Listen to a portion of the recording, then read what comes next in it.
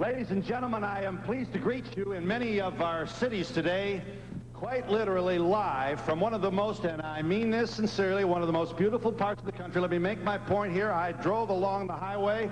Nobody's got better colors in the fall season than does this most beautiful part of my home state. And I want to say something else. At a time when this country appears to be falling apart, we've come to you to find out what might be your idea regarding what ails us. And we've also brought your congressman with us who happened to vote no against the first budget package and then came back and voted no again. Now, wait a minute. Hold it. I haven't even told them where we are.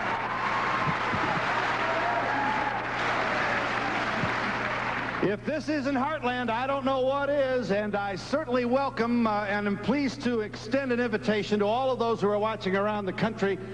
On behalf of all of those here in the beautiful Stambaugh Auditorium, you got to see the Mahoning Valley, and I want you to know something else. If we don't make it here, we don't make it anywhere. This is Youngstown, Ohio.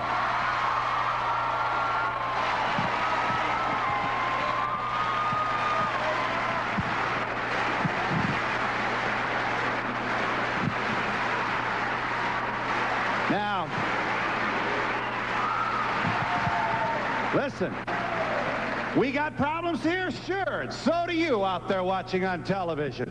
We got ideas here? Yes, just like you do, and we're going to exploit this hour here to find out what some of them are. Let me give you just a glimpse of what your congressman said from the well of the House in the middle of the night, late Thursday night, on the president's budget package. He was ready to shut the country down. Am I lying to you? Watch this.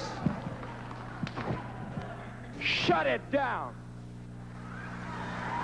We're better off with a short-term shutdown of this government than putting into practice and law a budget that threatens our national security and the freedom of our people. Ladies and gentlemen, here he is, your Congressman James Traficant.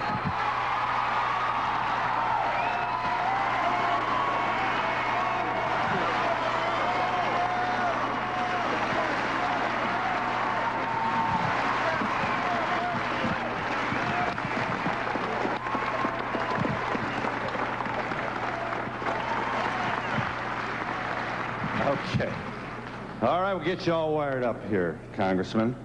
Tell me why. You would shut the place down rather than what? Let me get your mic here now. Testing one. Testing. You got me? I think we do, yeah. Give it a little more power on the mic. Thank you. You're in the homeland of America, the microcosm. We'll get you. A little more volume, please, on the Congressman. We'll give you another mic here, Congressman. You know, I'll take this thing off if you don't hurry up here. Go right ahead. You'd rather shut the country down than what? Phil, I don't want to shut the country down. No one wants to do that. But you can't keep having the government shotgun you at the last minute, putting pressure on, trying to get you to pass a budget that raises taxes on the American people, on the poorest people in this country, in the middle income that are being taxed to death. And I think at some place you have to draw the line. I said, let's shut the government down temporarily if we have to, but let's do one thing. Let's not put another law into practice that threatens the national security of this nation, and let's take a stand on behalf of the people. Well, now, you've got to raise taxes, Congressman. Even my president acknowledges that. You don't? Well, I think you raise taxes as a last resort. We spend $150 billion to protect NATO countries. Japan and Germany are doing quite well. I think it's time we send them a bill and cut half of that.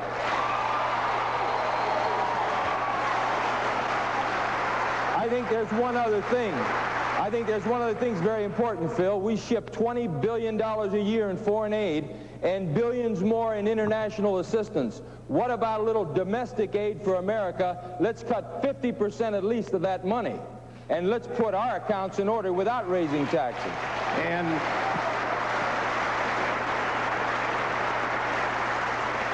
on the issue of Medicare and other, as you know, you just got here. And I'm pleased to work for a company that was able to provide an airplane for you. You've quite literally been up all night you voted against the Democratic package. You voted against the Republican package. You voted against the Democratic package. You're right in there with all those conservative Republicans last night. How did you feel? Phil, I believe that America is unique and great because we have a two-party system. When we start developing one party and all the politicians in Washington start looking alike, then the American people don't have a clear and distinct choice.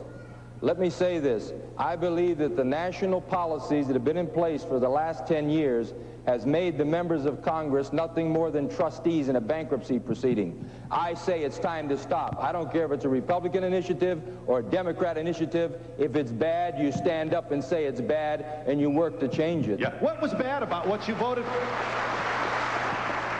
There's $134 billion in there in this new budget resolution. This one that this morning, early this morning. And after we're out from underneath the gun, the Ways and Means Committee is going to sit back and they're going to conjure up ways to tax the American people. Now, I'm an individual who doesn't look what people say.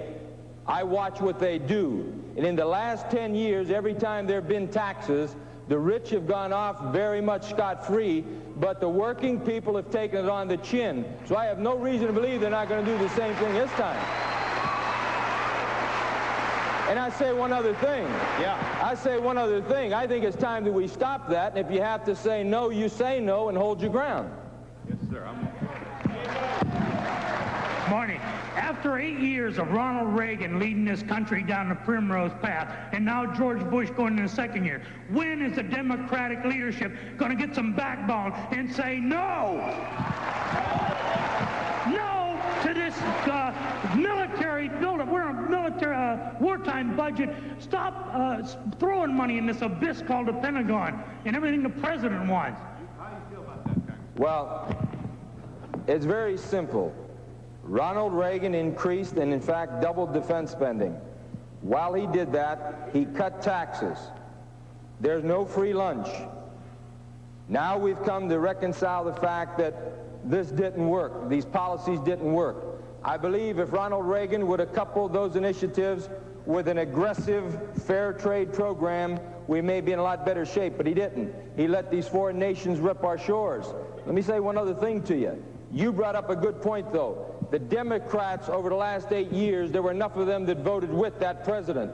The Democrats deserve a lot of the blame, too. I'm not here laying blame on George Bush or Ronald Reagan, but I am saying this, and I said it last night. It's time for the Democrat Party, who has a clear majority, to set an agenda for the American people and challenge these policies. And if they can't do that, they don't deserve the majority support they have. I got to get this in now, Congressman. I didn't look it up, I'm ashamed to tell you, but I'm going to bet you a Big Mac. Don't be betting, Phil. I'm betting you.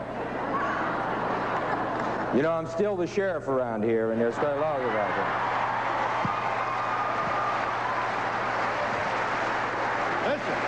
Listen. Now, wait a minute. If you're so smart, how come your district voted for Reagan both times, and I'll bet you they voted for Bush, too, in 1980?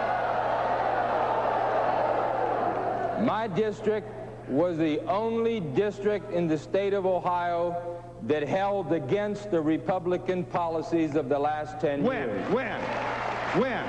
In every single election, they had voted for the Democrat. But let me say this, and I think this is very important. I think that we've come to recognize that there's a difference between a Democrat and a Republican. Their policies are different.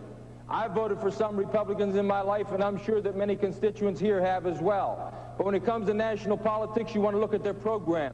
What do their programs do? How do they promulgate those programs? And how do they develop them? And what are they intended to do? And our people very carefully analyze that, and I give them an awful lot of credit. One other thing, we lost 55,000 steel-working jobs that average $10 to $14 per hour. They come in here and replaced it with $3.50 to $5.50 an hour jobs with no benefits. And Washington didn't even offer us rust-proof paint, and my people are fed up, I'm fed up, and we're not going to stand for it anymore. That's exactly what we're saying. Jim? That's what everybody in this audience is saying. And let me say one other thing. I'm nothing special. Any one of these people, any one of the people in our valley that were in my shoes would be doing and saying the same things, because what we're saying is right. It's time to forget about all these people all over the world and focus your attention on America, because America's in trouble.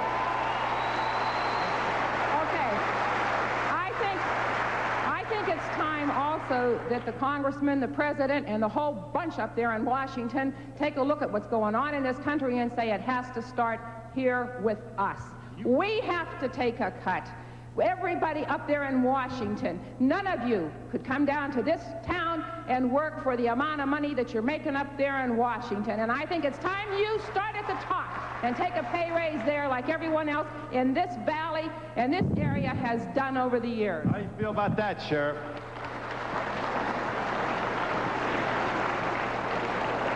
That's right, Phil. Don't forget I'm the sheriff now. I voted against the pay raise. I think with the deficits we have, Congress didn't need a pay raise. But let me say one other thing. The IRS takes most of my check anyway. But they're very wealthy people up there in Washington. But what has happened, these people come from all over the country. When they get inside that beltway, Phil, it seems like they sort of forget about the communities from which they came.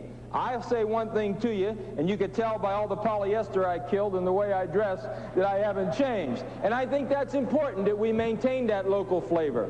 Let me show you one more time.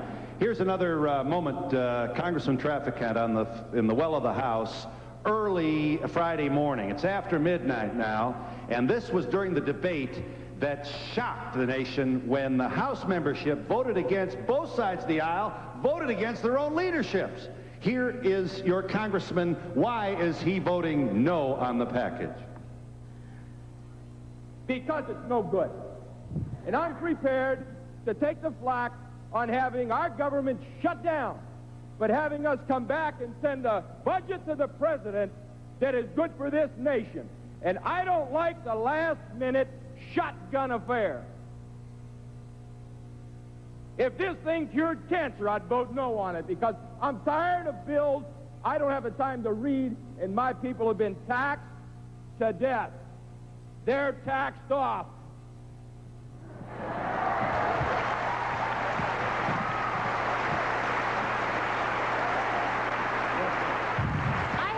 I have two questions. I'm a Vietnam veteran. I would like to know, do you think Saudi Arabia was a decoy away from our budget? And do you believe it's going to be another Vietnam? And also, what's happened over in Germany is nice.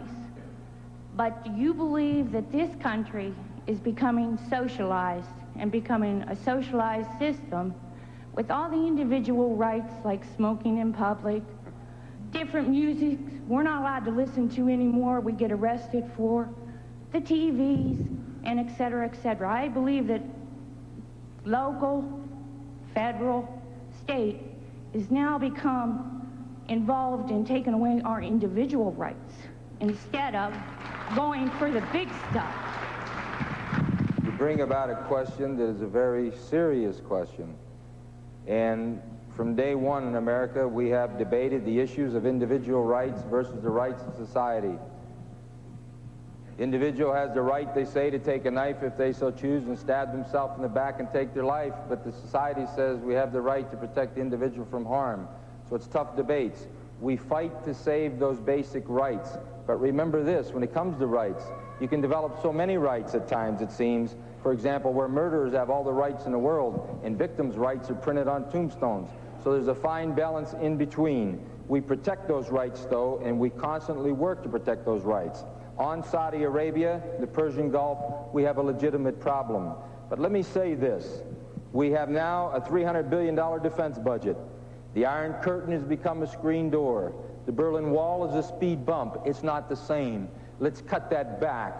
America's greatest threat is not a foreign missile, it's our economic system. And this is now where we have to focus our energies and secure our national security with that type of initiative. We're in Youngstown, Ohio with Congressman Traficant. We'll be back in a moment.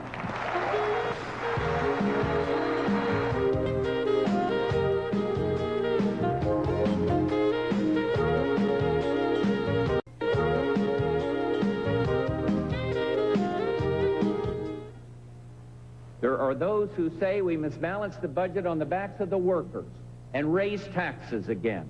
But they are wrong. I am not going to raise your taxes, period. Read my lips. No new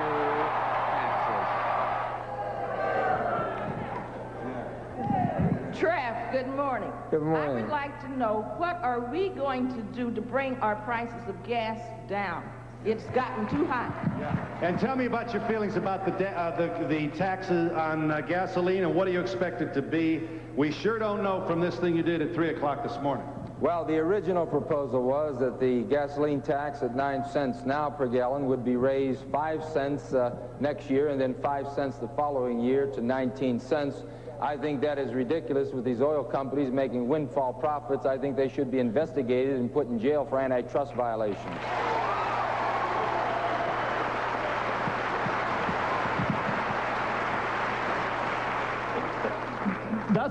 Doesn't this whole Persian Gulf thing evolve around one three-letter word, OIL, oil? I think that's part of it, but remember, we get very little oil, America oil, from the Gulf.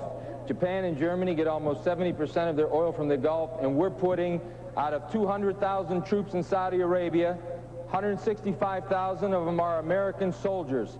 They're on the line over 80%. Let me say this. I think we should participate around the world to protect the interests of the free world. But all other nations should participate, and it shouldn't be our kids coming home in body bags. Let me... Here's what you said about that from the floor of the House of Representatives on Thursday night. Here's the congressman from Youngstown. There are 200,000 troops over in the Persian Gulf. 165,000 of them are Americans. This is a world problem. Let the world pay for it. Our kids keep coming back in body bags, and our taxpayers keep financing it. Let the United Nations work. 165,000 Americans is ridiculous. Let's get more people from other countries over there. And I say shut it down. It's better than crippling this nation's freedom with a bad bill.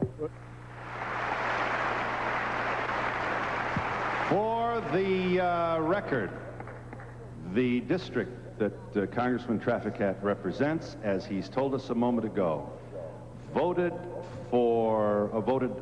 Democrat in the presidential election in 80, 84, and 88. How does it feel to be on the short end of the last 3 presidential elections? This is one of the few congressional districts in the nation, Phil, to have voted Democratic.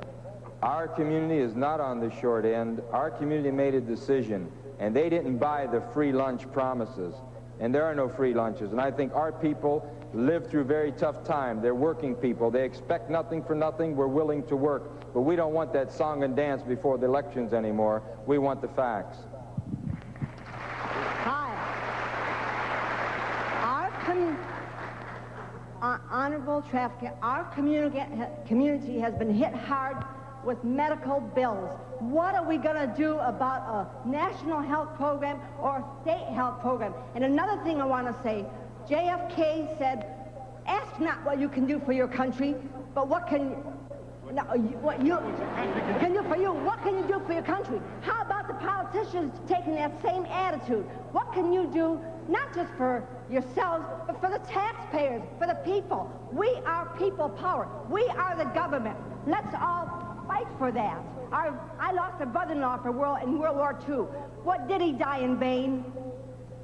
Well, I think you bring up a good point. Many Americans say, look, we won the war, but did we?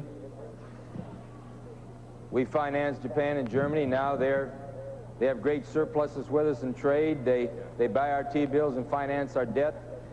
When you own something, you control something. When you have economic control, you have political control. We have an awful lot of problems.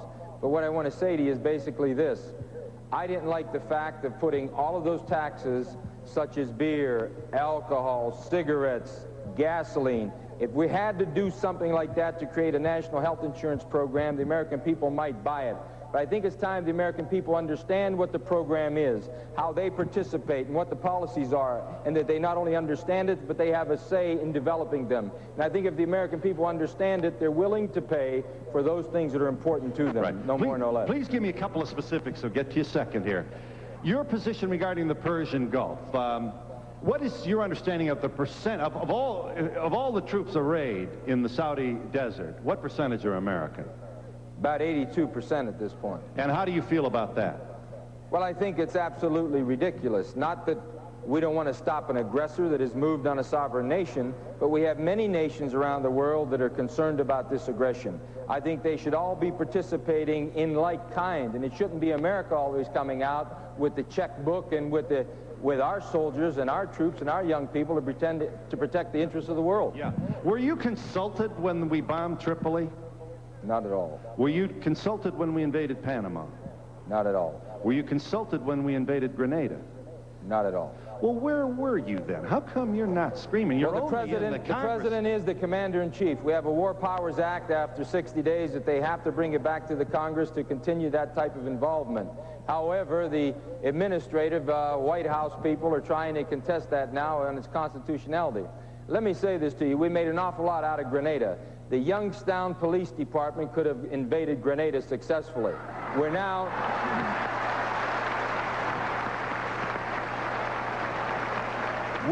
talking about a defense. I'm more concerned about people jumping the fence, coming into America, a stupid Congress giving them citizenship, and we're going bankrupt. I'd like to see us take our troops from overseas. Hear me. Take our troops from overseas, cut down on all that expense over there. Those are nothing but welfare programs for those overseas countries. Our soldiers are paying their checks. They're cashing their checks, spending their money over there. Bring them back. Put them on our borders. Keep the drugs out. Keep people from coming in here illegally. Take care of our country. That's common sense.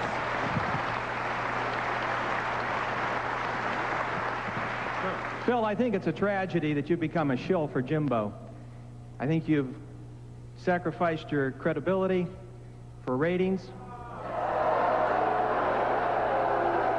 Hey, Jim, that's right. You're holding a political rally here. Jim, you said you're still sheriff. Does that mean that you're still taking money from the mob? The people in this country need to know.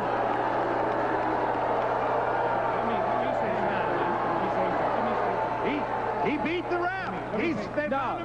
No, listen. There's a federal court that's found that he accepted bribes. There's a federal tax court using the standard of proof that we use in our everyday life has found that he accepted bribes. Hang on a minute. Hey, I can explain this. They're not going to know what you're talking about across America. They got enough crime to worry about without worrying. Please let me in here a second. Let me respond to this fellow. fellow. The congressman was accused of taking mob money and beat the rap. He was found innocent. Now, wait a minute. Hold on a minute. 1 second. Listen, we're nothing if we're not honest. He did get nailed on an income tax charge, and he's paying his bill. All right. Let me respond. Phil, let me respond. Mr. Let me respond Mr. one Congressman, time. in all due respect to you, you told me when you first ran for office that you controlled the minds of the non-thinkers in this community. Why can't you go to Washington and control the idiot minds of the pseudo-thinkers in the nation's capital? Congressman, you're on. Number one, the second fella has... Number one, the second fella has just brought up a point that is ludicrous. He happens to be a member of Jewish descent. The Jews are very upset with what I've done, and he's trying to take it out, and I'm not going to back down to any powerful group. Number one.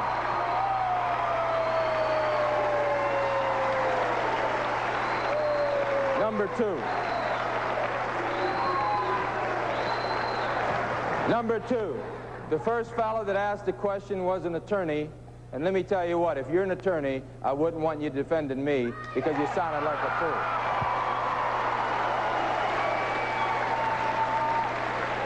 And finally, I want to make this statement. This is America. when you're tried by a jury of your peers, that's sacrosanct. Thomas Jefferson made a statement that I want you to remember as an attorney. He said, God forbid the appointment of federal judges for life because they can take the Constitution and mold it like clay in their hands. Thank God for juries. Now,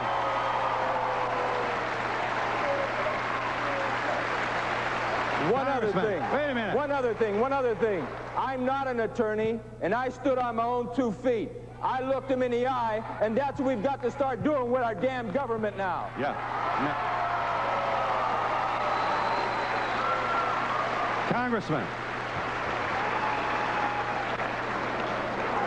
And don't get me mad. Hold it. Congressman, what is the reference to Jews? Explain that to us. It's not a derogatory fashion, but this individual has been a member of an opposing party that's been challenging me. Who has? One of the individuals asked the question. Well, why don't you tell us who he is? Fine, Mr. Rubenstein. Well, he's come out. He's come out. Yeah. He says he's a Democrat. Why would you make it a Jewish issue? I'm not making it a Jewish issue. He happens to be of Jewish descent. Because of my involvement in a couple cases, I have been targeted by the World Jewish Congress. I've just come to learn through the grapevine. I'm not sure that the American Israeli Public Affairs Committee has targeted me. And usually when they do, they beat a congressman. But let me say this. You have not then been supportive in your voting record for Israel. Is that your point? Let me say this, and this is very important to me. I've been called an anti-Semite. The next person in New York calls me an anti-Semite, I'm going to drive up there and punch him in the mouth. Number one. Number two, let me say one other thing. I have looked into a couple cases. And I'm not going to apologize for it. And I am going to say something here today that's very unusual. I think the American Israeli Public Affairs Committee has too much control, like many other lobbies, on our Congress in the government.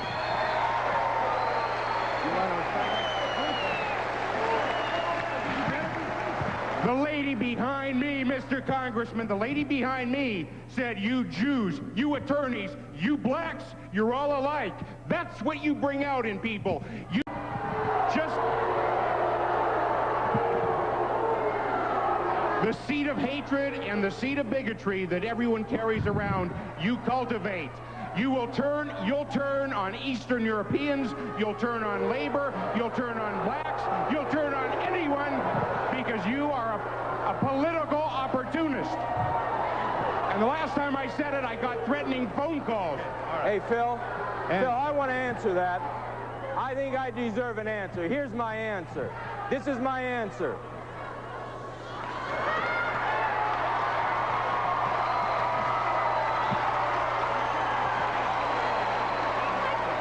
And we'll be back in just a moment.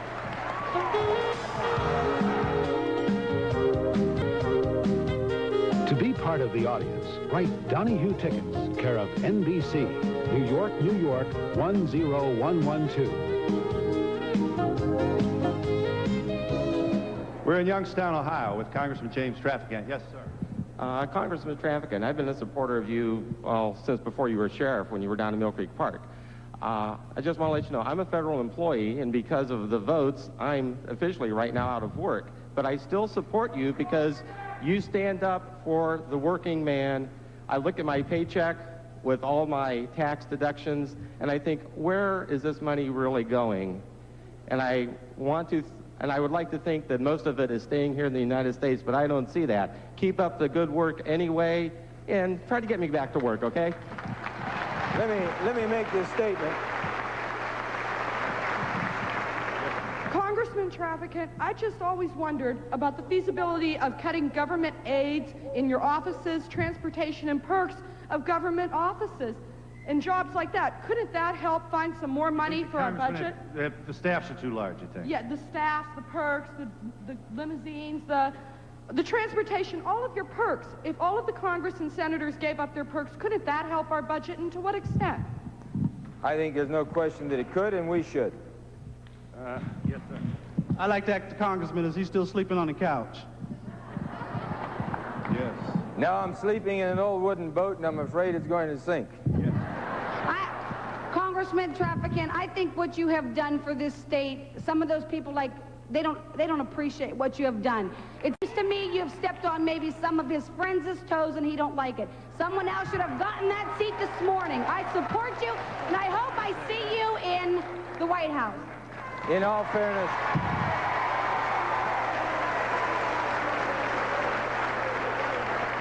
I just have one comment to make. I think the way taxes are going in this country is that there's no middle class anymore. That the rich keep getting richer and the poor, which is the working person, keeps getting poorer. Because the rich evades the taxes and the working person has to pay for them. that's exactly why I voted no. Yes. That's exactly I'd just why. like to say that it's about time we got somebody in there working for us, and I wondered what your views are on the National Endowment for the Arts censorship and women's right to choose. Yeah, me too. Rights is a very, very strong issue, and I think once you curtail rights to the point that you take away individual liberties, you begin to threaten the Constitution. I think there are some issues that can, in fact, be interpreted more strictly. Well, non-answer, Congressman. I assume you agree with the jury in Cincinnati on the Mapplethorpe exhibit. Found that man innocent. I think some of those things are really weird and ridiculous. But again, you know, you have to draw the line somewhere. And I think what's happening, people are beginning to prostitute rights and freedoms, and they're bringing about change and legal decisions they may not like. Leaning against the jury then. No, let me say this. When you take a crucifix and you submerge it in a glass of urine and you call it art, that isn't art. Hopefully artists would stick to art and they wouldn't force those types of decisions on the country. Are you, hang on one second, please. So Mapplethorpe exhibit's not coming to Youngstown? Huh? Are you pro-choice, Congressman? I believe that the woman should have that right. I am not for abortion, but I believe she should have that right. Mr. Traficant, recently another steel mill in Ohio closed right there in Hubbard Township, Valley Vulcan. I was wondering how a big industry like Amco Pitt can come in not once, twice, but 6 times, file bankruptcy and close another steel mill. How do they get away with it? Why aren't they investigated? What's going on? What's happening in our country is we have a thing called LBO, leveraged buyouts, and we have companies that make money by transferring papers without making products. Congress should change that law and make it tougher to transfer paper so people would start once again producing a product to make a profit. Jim, the presidents are always talking about a line item veto. What I wonder about is why does Congress have to have a bill that has about 50 items attached to it so that Congress cannot vote on one issue or one bill without the whole package? There's a lot of merit for a line item veto. The question is the Republicans wouldn't want to give Jimmy Carter that line item veto because he may have cut defense. And Democrats are concerned that he would cut away vital programs and maybe get into some of our entitlements. So it's a fine line, but I think it is coming to the point in America with our fiscal crisis that you will see some form of a line item privilege. Yes. Jim, I'm concerned about the educational system in our state and in our country. Our young people are our greatest resources. What will this new budget do to them? This new budget and all budgets coming down the pike are going to continue to reduce and take away. We have reduced housing, education over the last 10 years while we built up the military. You can't have guns and books too, and we're going to have to make a decision. Yeah, I assume you're against Star Wars.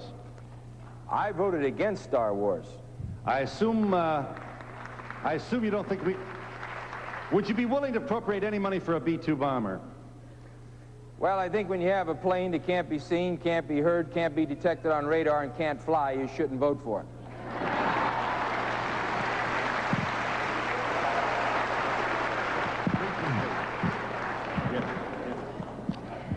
Congressman Traficant, I just want to say you're doing a beautiful job, and I'm praying for you daily, and God bless you, and just keep up the good works, and I love the Phil Donahue. I appreciate that.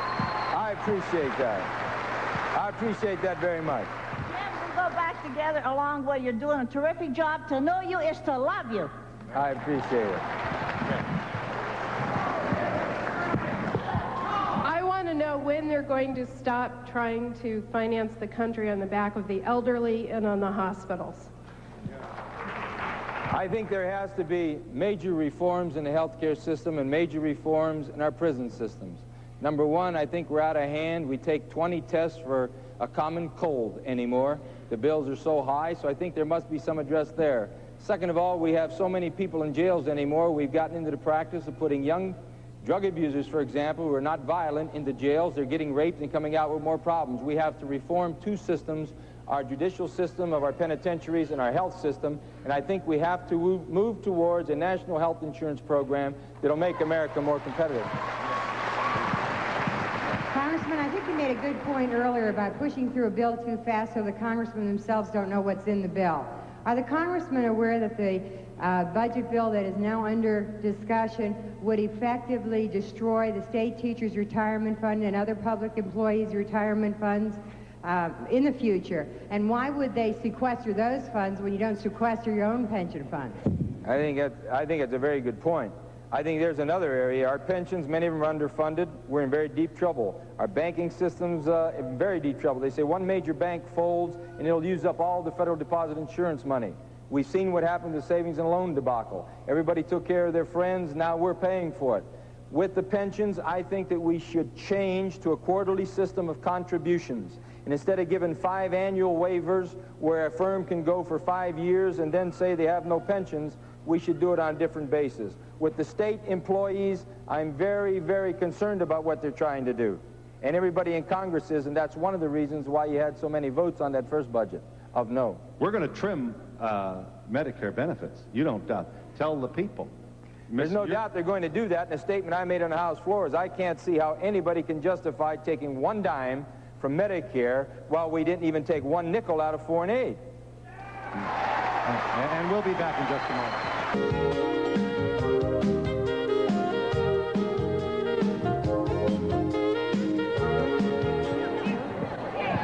We are in Youngstown, Ohio, with Congressman James Traficant, Democrat. Yes. Congressman, I know you very well. Keep up the good work. I have a son in Saudi Arabia right now, son-in-law, and I'd like to see him back as well as anybody else in this audience has their youngsters there. I didn't raise him or have him married to get killed in a foreign land. So what do you want, Congressman? I want you to talk about fossil fuels and whatever alternative fuels, so we hell out of there. We don't need to be there. Let me say this. Let me make a point. I think it's very important. It's very important. Number one, to support any arms or weapons to be sold to any nation that may use them against Israel. Israel's our ally, and I support Israel, surrounded by monarchs and dictators. But I do not support $3 billion for Israel. I think it's too much, and I'm going to try and cut back on that foreign aid, including Israel's foreign aid. Phil, I'd like to say that I agree with the congressman 100%. I think we ought to cut out some of this foreign aid. We're going $3 billion a year to Israel. It's one of the biggest welfare states in the world. And one other thing that was a big problem in this valley, the sheriff cleared it up. I'd like to see more action toward the war on drugs. If they put Jim Traficant in charge of the war on drugs, it'll be a war. Yes, briefly. First, listen, running out of time. I'd like to say that this fellow from Israel and all this stuff, I think we're all Americans. He's not in Israel now. We've got to stick together. We've got to stop buying so many foreign products. We got to stop driving foreign cars. We ruined the fabric industry in this country. Now we're ruining the auto industry. We've got to be Americans first. All right. Yes, Phil, let me make a point. Mr. Traficant, how is the budget cuts on Medicare going to affect home health? I'm a home health care nurse, and I'm interested in it. Tell you the truth, with the last resolution that's just been passed, it's going over the Ways and Means, and they'll be putting those types of things together, so I can't give you an exact answer now. We'll have to wait and see what their package is. What is it you wanted to say briefly? Did you want to say something, Congressman? Yeah, I think that what I was going I'm to almost say, out of time. What I was going to say is I hit you with it, and then you took off in another direction because you were completely out of control at that moment. Hit me with what? Oh. Well, if you think I was out of control, you know, this is hardly a rare moment. Let me just, on our program. That's what they say about me, Phil. Listen, you think John Domeniuk was railroaded, don't you? The Ford auto plant worker from Cleveland who was uncovered and evidence was presented at trial showing him to be a worker in a Nazi death camp and a contributor to the death of uncounted numbers of Jews and others victimized by the Third Reich. You think he got a bad job by the courts, and in that position you side with Pat Buchanan, who's now got his own problems defending himself against accusations of anti-Semitism. I will give you a chance to respond in just a moment.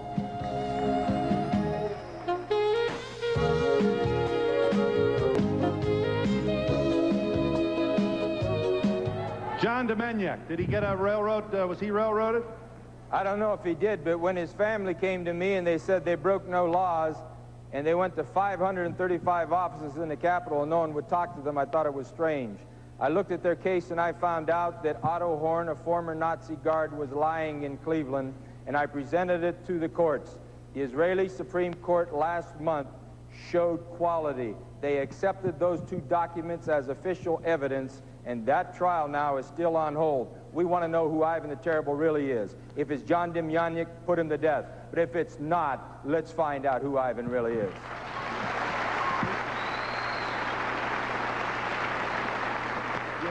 I'm concerned about environmental issues and companies and the military coming in and polluting our resources.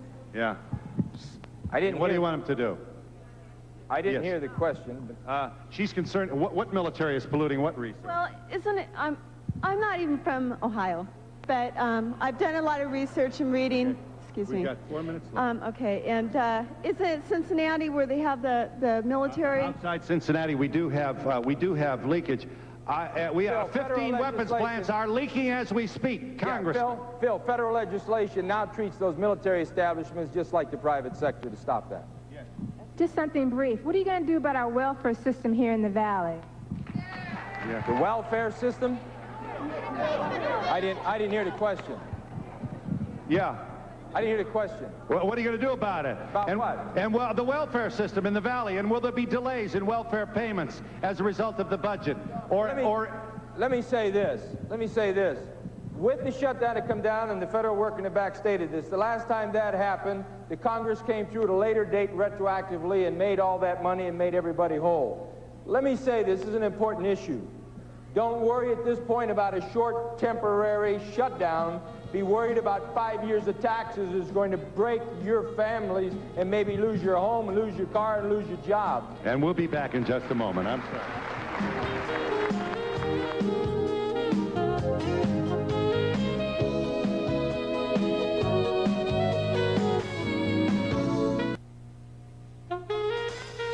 Transcript of today's show, send $3 to Donahue Transcript, 267 Broadway, New York, New York, 1007, or call 212-227-READ.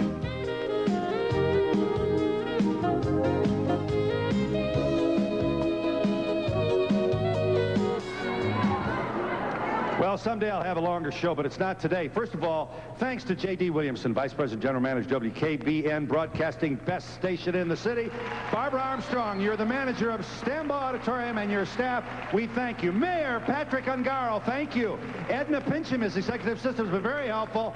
Captain Don Camara and the Youngstown Police Department, as well as the Ohio State Patrol. You've been wonderful. Yes, ma'am. You want to... What I want to know was about the SNLs. What about it? What is Are you upset? Yes, I'm frustrated. What do you want to do about it? I want the IRS to get after them and let them pay their fair share. They had the party. We have to pay the bill. Yeah. Yes.